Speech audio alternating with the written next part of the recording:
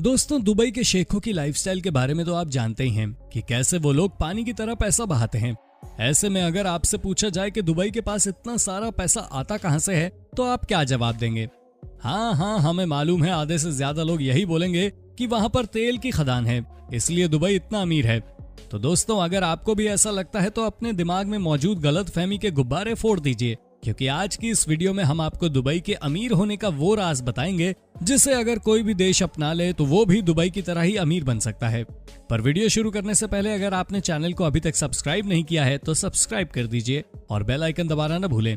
दोस्तों, सबसे पहले तो हम उन लोगों की गलतफहमी दूर कर दें जिन्हें यह लगता है कि दुबई का सारा पैसा तेल की वजह से आता है, क्योंकि दुबई की सालाना इनकम का केवल 5% हिस्सा ही तेल की वजह से आता है और बाकी के 95% इनकम के पीछे दुबई का बहुत बड़ा दिमाग है।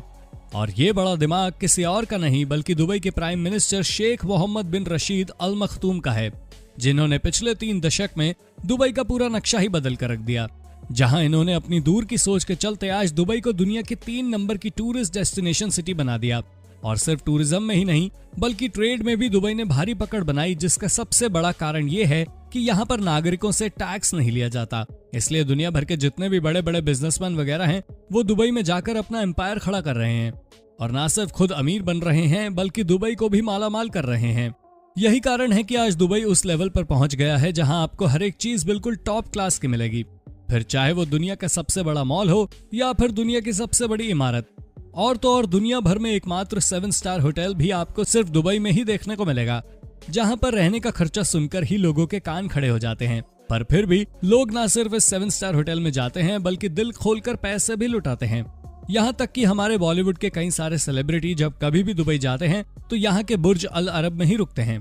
खैर, ये सब तो इमारतें हैं। दुबई ने दुनिया को सबसे ज्यादा हैरान तब किया जब इन्होंने पाम जुमेरा नाम का मैन मेड आइलैंड बनाया, जिसकी खूबसूरती वाकई में लाजवाब है। दुबई इतने में ही सेटल नहीं हुआ बल्कि उससे तो और भी ज्यादा नायाब चीजें अपने शहर में करनी थी। इसीलिए दुबई के प्राइम मिनिस्टर जब डिज्नीलैंड वालों के पास गए और कहा कि हमें एक डिज्नीलैंड दुबई में भी बनवाना है जो दुनिया का सबसे बड़ा डिज्नीलैंड होगा, पर डिज्नीलैंड वालों ने मना कर दिया और बोला कि दुनिया का सबसे बड़ा डिज्नीलैंड तो हमारे यहाँ का ही होगा। इसी पर शेख मोहम्मद बिन रशीद अल मखतूम ने साफ बोल दिया कि ठीक है, आप ना बनाओ डिज्नीलैंड, हम अपना खुद का दुबई लैंड बनवाएंगे। और यहीं से दुबई लैंड का आइडिया आया, जिसके बारे में ये सोचा गया कि ये डिज्नीलैंड से भी ज्यादा बड़ा होगा, जिसकी कैपेसिटी 2 लाख से भी ज्यादा लोगों की होगी। दुबई की इसी जिद ने आज दुबई का पूरा नक्शा ही बदल कर रख दिया। जिस रेगिस्तान में ढंग से पेड़ पौधे नहीं उगते थे, उसी रेगिस्तान वाली जगह पर फूलों को उगा दिया। इसीलिए आज दुनिया में सबसे बड़ा फूलों का बगीचा आपको दुबई में ही देखने को मिलेगा। और ये तो सिर्फ शुरुआत है। जिस हिसाब से दुबई लगातार एक के बाद एक तरक्की की सीढ़ियां चढ़ता जा रहा है, उसे देखते हुए ये कहना गलत नहीं है कि आने वाले समय में दुबई सभी शहरों को पछाड़ देगा। बाकी दोस्तों, आपका इस पर क्या कहना है, हम कमेंट में जरूर जानना चाहेंगे। और इसी तरह की शानदार वीडियोस को लगातार देखते रहने के लिए चैनल को लाइक, शेयर और सब्सक्राइब करना ना भूलें। धन्यवाद।